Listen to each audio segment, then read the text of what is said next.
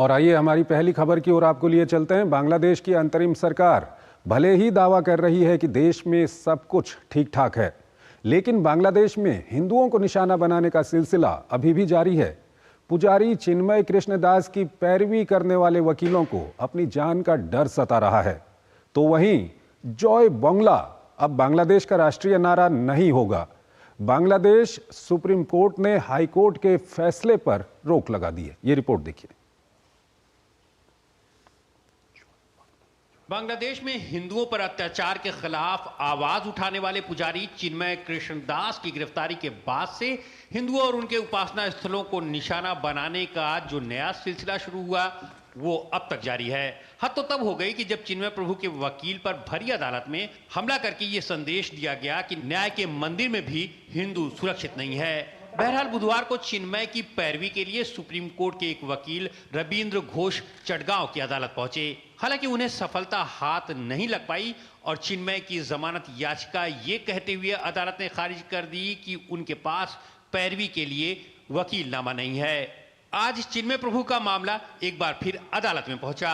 अदालत ने supreme court के वकील रविंद्र घोष से स्थानीय वकील खड़ा करने को कहा। घोष ने मीडिया को बताया कि सुरक्षा कारणों से चिन्मय की पैरवी करने वाले वकील अदालत आने से बच रहे हैं। हालांकि स्थानीय वकील सुमित आचार्य उनके साथ अदालत में मौजूद रहे और वकालतनामा भी जमा करा दिया। घोष ने कल की तुलना में अदालत का माहौल बेहतर बताते हुए न्याय मिलने की उम्मीद जताई है। उधर सुप्रीम कोर्ट ने हाई कोर्ट के उस फैसले को पलट दिया है जिसमें जय बांग्ला को देश का राष्ट्रीय नारा घोषित किया गया था। इस नारे को बांग्लादेश के संस्थापक शेख मुजीबुर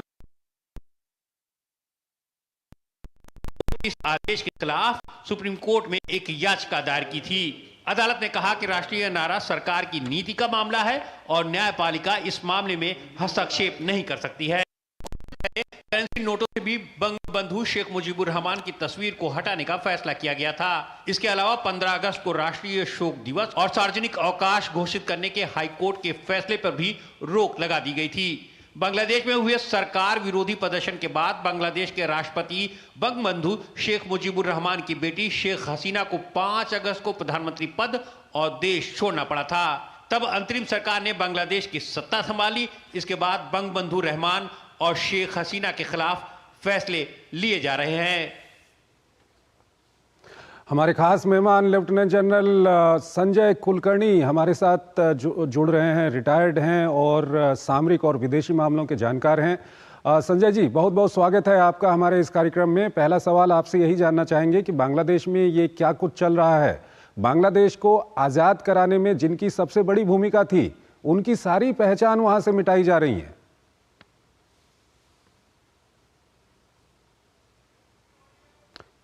कि जिस प्रकार से भारत ने मदद की, ईस्ट पाकिस्तान जब था उसमें बांग्लादेश बनाने का, लिबरेशन में पूरी सहायता दी। तकरीबन 3,900 जवानों ने अपनी जान गंवाई, तकरीबन 10,000 घायल हुए। इस सब को लेकर के 1 लाख लोग फ्रीडम फाइटर्स जो हैं मुक्ति बाहिनी के साथ वो मारे गए। तकरीबन 30 लाख लोग जो बंगाली थे उस वक्त ईस्ट पाकिस्तान में वो मारे गए। इसमें कोई शक नहीं कि सब ने कुर्बानी दी बांग्लादेश बनाने के लिए। और ये इसलिए हुआ क्योंकि पाकिस्तान जो था उसने हमेशा बंगालियों को एक मैं कहूंगा निचला दर्जा दे करके उनके साथ जिस तरीके से कार्रवाई की, जिस तरह से बदसलूकी की, उसके लिए हुआ।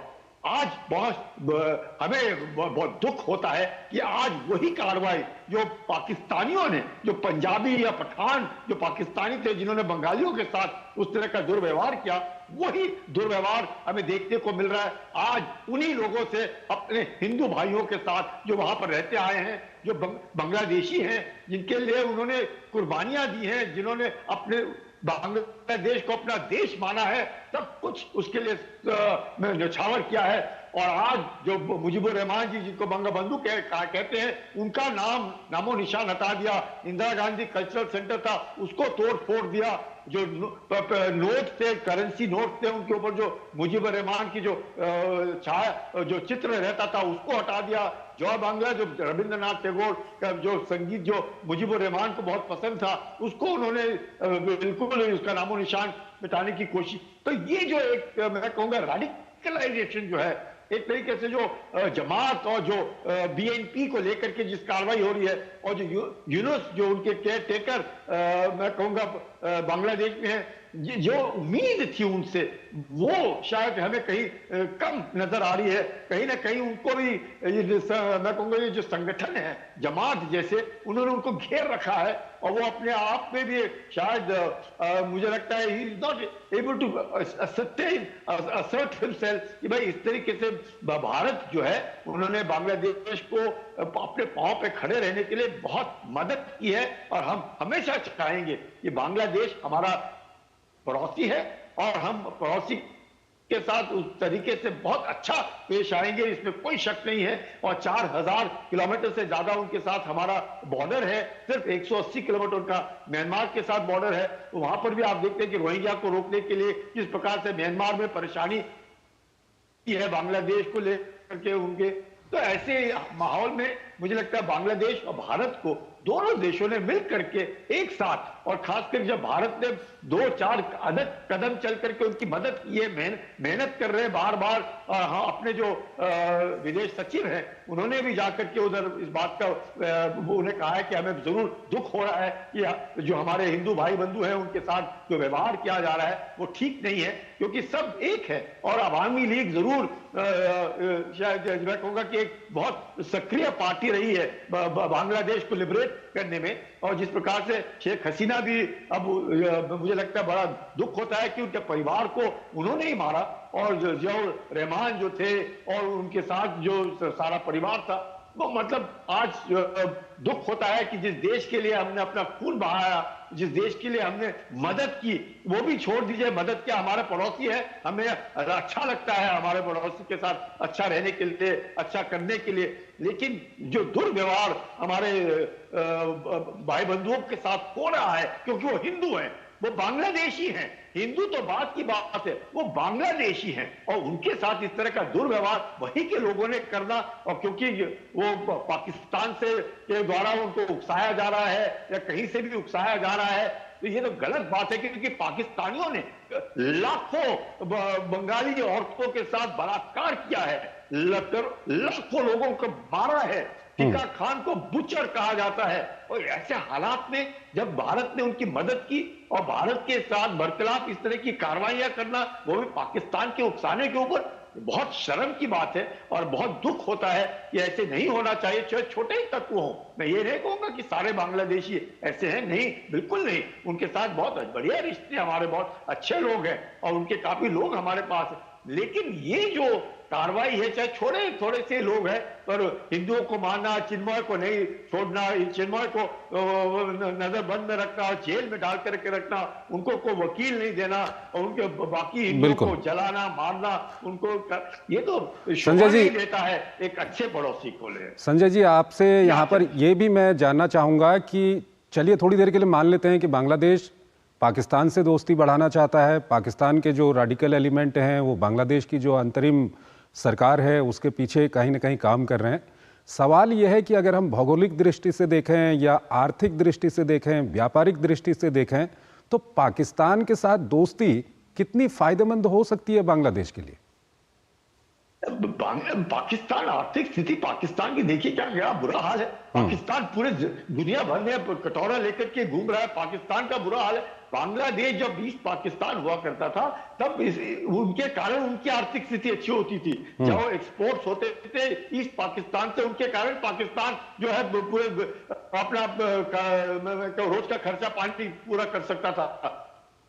आज ऐसे वक्त में अगर बांग्लादेश ये समझता है कि पाकिस्तान के साथ इस्लाम नहीं, वहां पे तो बंगाली जो पैट्रियोटिज्म है, नेशनलिज्म है, कल्चर है, वो बंगाली है, जिसके कारण पाकिस्तान के जो पंजाबी हैं, जो पठान हैं, वो तो इनको बिल्कुल ही मतलब एक जिसे बोलते हैं नौकर की तरफ से इनके साथ इनका दुर्व्यवहार होता था। उन्होंने बंगालियों को कभी अपनी तरफ अब एक वो जो हम कहेंगे कि इक्वल स्टेटस तक नहीं दिया।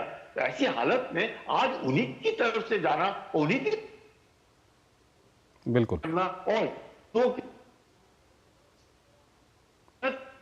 के शरीयत माने जाते हैं, पूरे विश्व में उनका नाम है, अगर वो इस तरीके से कार्रवाई कराते हैं और रोक नहीं पाते हैं, आप चंद्रशेखर यकीन नहीं मानेंगे कि पाकिस्तान की फौज के अंदर बंगाली सिर्फ लेफ्टिनेंट कर्नल मेजर तक, वो भी 10 या 12 लोग होते थे, बाकी सारे के सारे पंजाबी और पठान होते थे। और पूरे 5 लाख की फौज में ये 20,000 भी नहीं थे। वही हालत इनकी नेवी में थी, वही हालत एयरफोर्स में थी। और आज आप देख लीजिएगा जो इनके बरखिलाफ कार्रवाई करते थे, जो इनको नीचा देखते थे और बंगालियों को बिल्कुल कदर नहीं करते थे, आज यही लोग उनके साथ जाकर के मिल गए। तो मुझे लगता है हम लोगों को भी सोचना पड़ेगा, उन्हें भी सोचना पड़ेगा कि भारत जो उनके साथ खड़ा रहा, आज भी खड़ा है, चाहे आलू है, प्याज है, मोटर पार्ट्स है, कुछ भी है, बांग्लादेश को किसी भी चीज की जरूरत है, भारत उनके लिए खड़ा है और भारत उनके मदद करने के लिए तैयार है, चाहे कुछ भी हो। उम्मीद ये लगाते हैं कि दोस्ती बड़ी रहनी चाहिए। हमारा पड़ोसी है, पड़ोसी तो बदली नहीं किया जा सकता। बहुत अच्छे ताल्लुकात रहे हैं, चाहे बांग्लादेश नेशनलिस्ट पार्टी के द्वारा जरूर हमारे रिश्ते ठीक नहीं थे, क्योंकि उनका जो जमात है उनके ऊपर इन्फ्लुएंस बहुत था, जिसके कारण मुझे लगता है कि जी संजय जी, यहाँ पर एक अंतिम सवाल आपके सामने रखना चाहूँगा। जो बांग्लादेश की स्थिति है, अंतरिम सरकार वहाँ पर जिस तरह के फैसले ले रही है, चाहे वो शेख मुजीबुर रहमान की पहचान वहाँ से मिटाई जा रही हो या बांग्लादेश का जो इतिहास है उसको वहाँ से मिटाया जा रहा हो, लेकिन अगर हम बांग्लादेश की आवाम की बात करें तो लॉन्ग टर्म में क्या बांग्लादेश की आवाम स्वीकार करेगी इस तरह के जो कदम वहाँ पर उठाए जा रहे हैं इसको? देखिएगा, जो बांग्लादेश की आवाम है, जो वहां पे यूथ है, उस वक्त जब लिबरेट हुआ बांग्लादेश सिर्फ 55 मिलियन थे। आज आप देखिएगा 160, मतलब बहुत आबादी बढ़ गई है तब से लेकर के आज तक। और अमूमन जितने 50 से 60% से भी ज्यादा लोग वो हैं जिन्होंने 1971 का लिबरेशन देखा नहीं है, और उनके ऊपर मुझे लगता है कहीं ना कहीं ये फंडामेंटलिज्म और रेडिकलाइजेशन का जो प्रभाव है वो बहुत ज्यादा देखने को मिल रहा है। उन्हें शायद इस बात का एहसास नहीं है कि भारत ने उनकी कितनी मदद की, कितनी औरतों का जो बलात्कार किया उसको रोकने की कोशिश की, मुक्ति बाहिनी की मदद की, उनके फ्रीडम फाइटर्स की मदद की। अपनी भारत ने 3,900 सैनिक गंवाए हैं, उनको आजादी दिलाने में 10,000 हमारे सैनिक जो हैं वो घायल हुए हैं, उनको आजादी दिलाने में। क्या मुझे लगता है कोई ऐसा देश हो सकता है जो इस बात को ना माने और भारत के साथ दोस्ती ना बढ़ाए? और पाकिस्तान जो उनका दुश्मन रहा है, जिन्होंने कभी भी बंगालियों को इज्जत नहीं दी, उनके साथ आज वो चले गए हैं। मुझे लगता है कहीं ना कहीं उनको सोचना पड़ेगा। और यकीनन मुझे लगता है बहुत बुरा लगता है हमें एक भारतीय होने के नाते, क्या हमने खून यूं ही बहाया इनके लिए जो आज हमारे ही बरखिलाफ इस तरह की कार्रवाई कर रहे हैं, और वो भी बांग्लादेशी हैं। हिंदू, वो भारतीय हिंदू नहीं है। ठीक है सर, ठीक है, आप हमारे साथ बने रहिए। एक और विषय है जिस पर अभी हम आपसे बातचीत करेंगे, उससे पहले हमको